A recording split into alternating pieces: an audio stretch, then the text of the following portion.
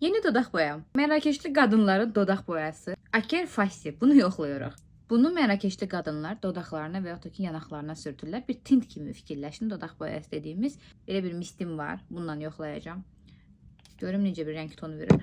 Çox tint görünür. Bir dənə buna baxın. Bu rəngi seçmişəm. Heç bir fikrim əməlli başlı qırmızı rəngdir. Çox qəşəng tonu var. İstəyirəm fırça ilə də yoxlayım. Fırça ilə vurulması daha rahatdır. Belə bir maraqlı tonu var. Çox tez dodaqda quruyur. Qırmızı gül yarpaqları və nar qabığından hazırlanır. Tamamilə orqanik deyək bir məhsuldur. Kimyəvi bir tərkibi yoxdur. Qızıl gül suyu ilə bu rəng olur. Belə bir rəng tonu olur. Adi su ilə belə olur. Yox, su ilə tonu biraz tünd olur. Yağla bir rəng tonu çıxmır axı. Yağla çox-çox açıq bir rəng çıxır. Yəni daha yüngül. Belə bir rəng tonu çıxır yağla. Rəng tonu xoşuma gəldi. Yanaqda da istifadə etmək olur. Rəng var, ona görə üzərindən yoxlayacağım. Gördüyünüz gibi çox tünd bir rəngi var.